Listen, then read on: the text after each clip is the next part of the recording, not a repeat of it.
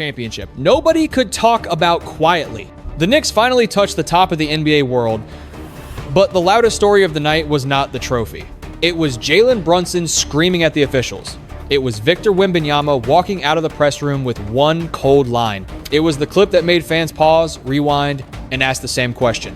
Did the NBA Finals just create the next great basketball rivalry? New York had waited 53 years for this moment. 53 years of heartbreak, jokes, false hope, and Madison Square Garden dreams that always seemed to collapse at the worst possible time. Then, in Game 5, the Knicks beat the San Antonio Spurs 94-90 and became NBA champions again. Brunson was the face of it all. 45 points, Finals MVP, a closeout performance that felt less like a basketball game and more like a personal statement. Every time San Antonio tried to hold the door shut, Brunson kicked it open. But while confetti was falling and Knicks fans were losing their minds, another story was already taking over the internet. Brunson and Wembanyama had been locked in a tense battle all series, and by the final night, it felt bigger than basketball. The no calls, the physical contact, the landing space controversy, the pressure crushing Wemby after losing the finals on his own floor, and then came the line nobody expected. Appreciate y'all, see y'all never. That was not just a quote. That was pain, pride, frustration, and embarrassment, all leaking out in front of the cameras. A two-year-old superstar had reached the biggest stage of basketball, lost it, and walked away like he was carrying the whole season on his back. So tonight, we are breaking down the real story behind Knicks Spurs. Game 5, Brunson's legendary response, Wemby's viral moment, and why this rivalry may only be getting started. Before we go deeper, comment where you are watching from. If you think Brunson proved he is a true superstar, press 1. If you think Wemby will come back even scarier next season, press 2. And if you love NBA drama like this, subscribe now, because this story is just beginning. The pressure inside Game 5. By the time Game 5 reached the second half, this was no longer just a championship game. It felt like a pressure chamber. San Antonio had the lead. The crowd inside Frost Bank Center could feel it. Every block from Wembanyama sounded like a warning. Every Knicks miss gave the Spurs one more reason to believe they could survive. This was supposed to be the night San Antonio protected its home floor, pushed the series forward, and forced New York to feel the fear of a comeback. But the Knicks were not playing like a team scared of history. They were playing like a team tired of waiting for it. For more than 5 decades, New York fans had watched other cities celebrate, they had watched superstars leave, rebuilds fail, and playoff dreams disappear. Now they had Brunson. And Brunson was not interested in giving the Spurs one more breath. Still, Wemby was everywhere. He was blocking shots, changing angles, forcing players to think twice before entering the paint. At 7'4", he looked like a wall San Antonio had built between the Knicks and destiny. But basketball pressure does strange things. A team can lead by double digits and still feel the game slipping away. A superstar can dominate defensively and still sense that one small mistake could become the clip everyone talks about forever. That was the tension hanging over every possession. The Spurs had been ahead before, they had controlled stretches before, but New York kept coming back, Brunson kept getting downhill, the Knicks kept finding just enough life to stay close. And then, the game turned. San Antonio's confidence started to shake. The Knicks' defense tightened. The building got nervous. The same fans who were screaming early were suddenly holding their breath because everyone knew what was happening. New York was not just chasing a win anymore. They were hunting the moment. And when Brunson began taking over, the Spurs looked like a team trying to stop a storm with their bare hand. The no call that lit the fuse, then came the play that changed the entire emotional temperature of the game. Brunson pulled up from 3, trying to drag New York closer while the Spurs still had control. Wembanyama closed out with that impossible reach, the kind of contest only he can make. For a split second, it looked like another normal finals possession. But when Brunson came down, everything changed. His foot landed awkwardly after Wemby stepped into his landing space. Brunson hit the floor, stayed there for a moment, and the Knicks bench immediately exploded. To New York, it was obvious. To the players, it was dangerous. To the fans watching the replay, it looked like the kind of play that should never be ignored in a finals game. But the whistle never came. That silence was louder than anything in the arena. Brunson got up furious. He went straight toward the official, not just because of that one play, but because of everything that had been building across the series. The pushes, the contact, the missed calls, the feeling that Wemby was being allowed to play through a line that other players could not cross. And that is where this story became bigger than a box score. Because when a star player gets hit once, he can move on. When it happens twice, he remembers. But when it keeps happening in the NBA Finals and the whistle keeps disappearing, frustration turns into fire. The Knicks did not just see a missed foul. They saw a pattern. Brunson's anger was not theatrical. It was personal. He was carrying his team, chasing a championship, and still taking punishment with no protection. In that moment, he looked less like a player asking for a call and more like a leader demanding respect. And the wildest part, the no call did not break him. It sharpened him, because after that moment, Brunson did not fade. He became colder, more aggressive, more locked in. The Spurs had poked at the wrong competitor, and New York was about to make them pay for it. The Game 3 moment everyone forgot. But to understand why Brunson reacted so strongly, you have to go back to Game 3. That was where the tension first became impossible to ignore. Early in the game, Brunson was battling Wembanyama for position near the free throw line. There was contact, grabbing, fighting for space, the kind of physical struggle that happens in every playoff series. But then Wemby put his hand near Brunson's head and neck area and forced him down to the floor. The play moved on. No whistle, no immediate punishment, and that was the moment Knicks fans started asking the question that would follow the rest of the finals. How much contact was Wemby being allowed to get away with? Some people defended him. They said Brunson was grabbing his jersey. They said playoff basketball is physical. They said Wemby was frustrated because the Knicks were doing everything possible to make him uncomfortable. And maybe part of that was true, but the other side was just as loud. They said it did not matter what happened before. You cannot push a player down like that, especially not by the head area, especially not in a finals game, especially not when emotions are already boiling. That single moment became the seed of everything that followed. From that point on, every Brunson-Wemby collision felt loaded. Every missed whistle felt suspicious. Every replay became evidence for one side or the other. The internet split into two armies, and both believed they were watching the truth. Even Draymond Green jumped into the conversation, saying that if something like that happened to Stephen Curry, there would have been an immediate response. That comment hit hard because it raised another uncomfortable question.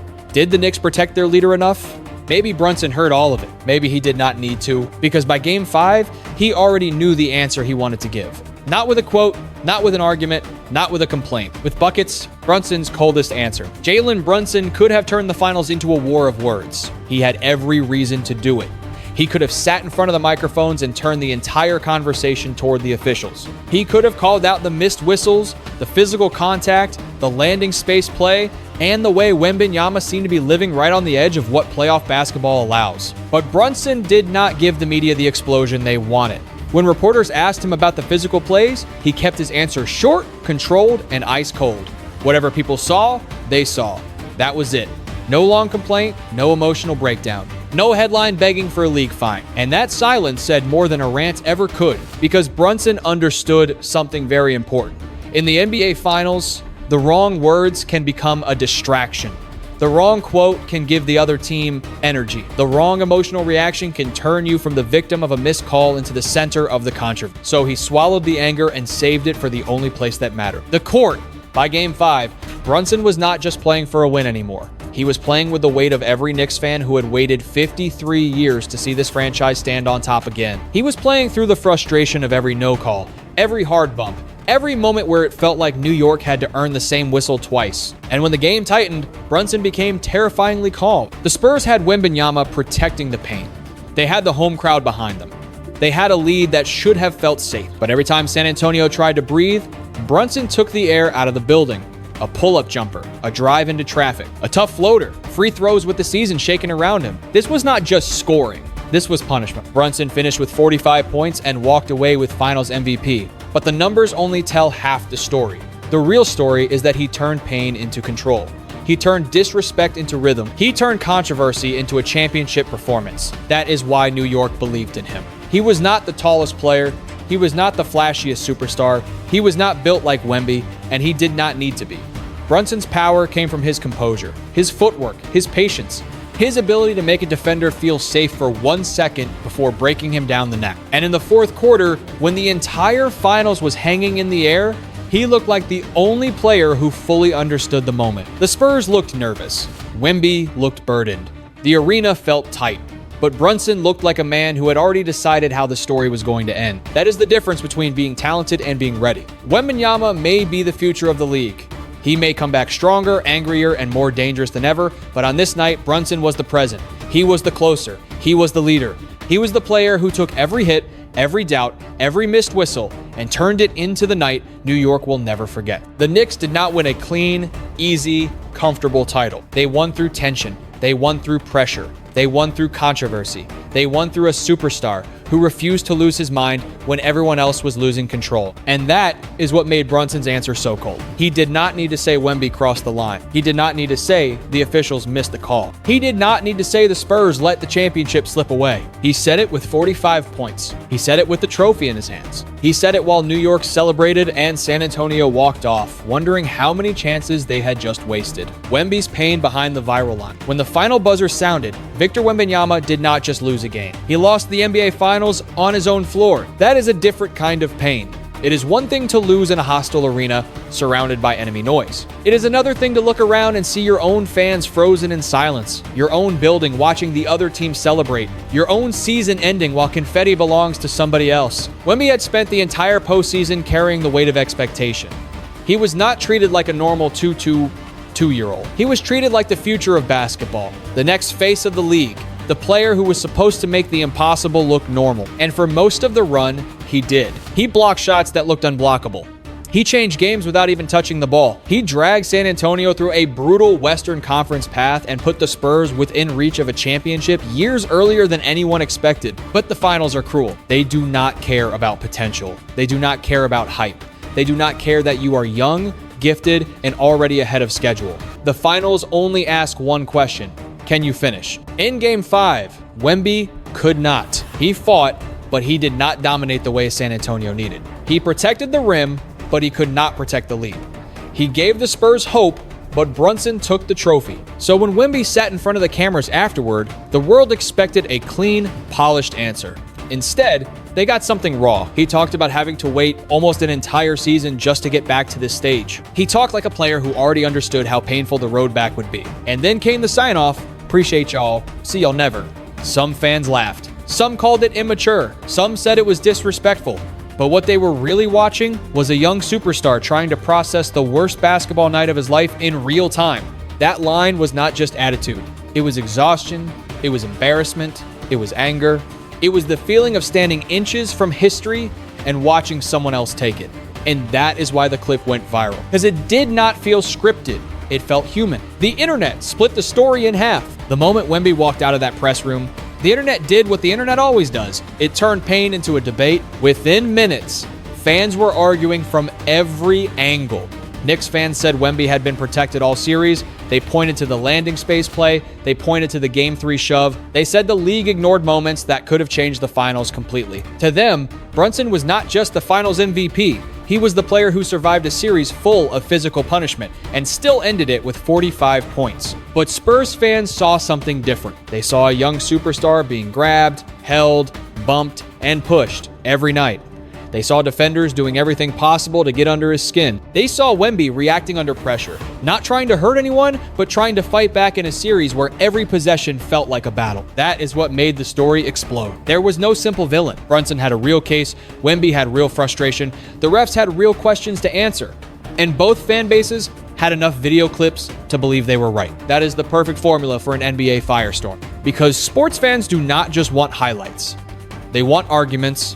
They want moments they can replay from 10 angles. They want to feel like they are seeing something the officials missed, something the media is twisting, something only their side understand. And this finals gave them everything. A historic Knicks championship. A young giant losing control emotionally.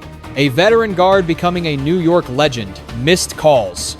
Viral quotes. Former players giving opinions. Fans turning every possession into evidence. But underneath all the noise, there was a deeper truth. This was the birth of a real rival. Not a friendly rivalry, not a marketing rivalry, a real one. The kind built from pain, pride, bruises, silence, and revenge. Brunson now has the ring, Wemby now has the scar. And in the NBA, scars have a way of becoming fuel. Why the Knicks were built for this chaos? The reason New York survived this series was not luck. It was identity. The Knicks were not the most comfortable team in the finals. They were not always the prettiest. They did not win because everything went perfectly. They won because chaos felt like home. That is what made this championship feel so New York. Every game seemed to put them in trouble.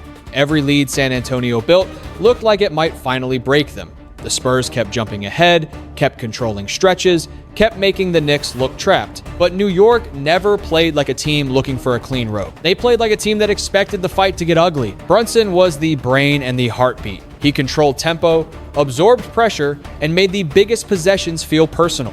When the Knicks needed calm, he slowed the game down. When they needed force, he attacked. When the crowd got loud, he became quieter, colder, more dangerous.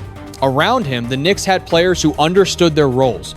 They defended, they crashed, they argued, they absorbed momentum, and waited for Brunson to bend the game back toward them.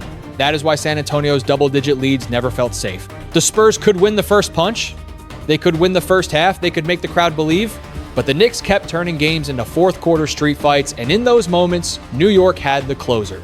That matters. Championship basketball is not just about talent. It is about who can stay steady when the game stops making sense, who can survive bad whistles, who can handle hostile arenas, who can turn frustration into execution instead of panic. The Knicks did that better, and Game 5 became the perfect example. San Antonio had the size, San Antonio had the building, San Antonio had the chance to extend the series. But New York had the emotional discipline to keep climbing back, possession by possession, until the Spurs finally cracked. That is why this title will feel different for Knicks fans. It was not handed to them. It was ripped out of a storm, the rivalry that is not finished. The most dangerous part of this story is that it does not feel over. Not even close. The Knicks won the championship.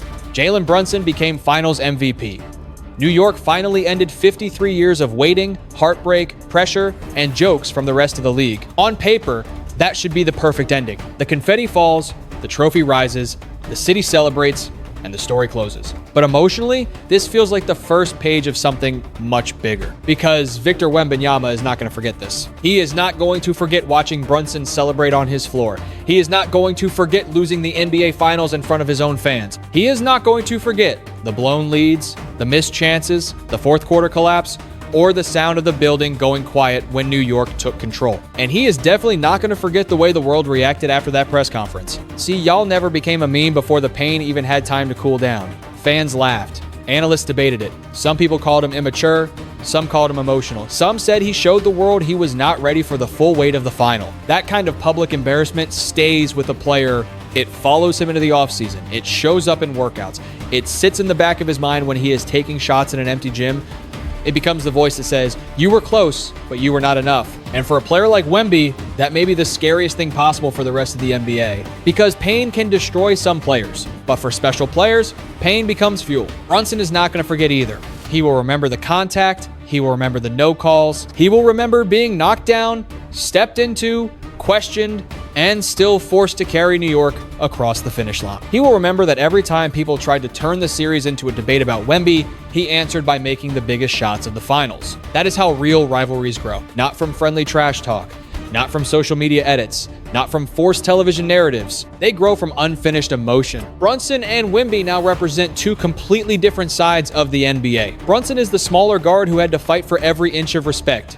The leader who wins with patience, balance, toughness, and control. He is not built like the modern basketball superhero, but he plays like a man who knows exactly who he is. Wemby is the opposite. He is the future, the impossible frame, the player who looks like he was designed to change the sport. He can block a shot that most players cannot even reach. He can pull defenders away from the rim. He can make normal basketball geometry feel broken. But this finals proved that even the future has to suffer first. That contrast is powerful. One has the crown, the other has the hunger. One walked away with history, the other walked away with a scar. And if they meet again, every camera will be ready. Every fan will remember the landing space play. Every reporter will ask about the viral press conference. Every hard foul will be replayed. Every stare down will be turned into a headline. Every Brunson drive at Wemby will feel like a rematch inside the rematch. That is exactly what the NBA lives for. Not just champions, but challengers.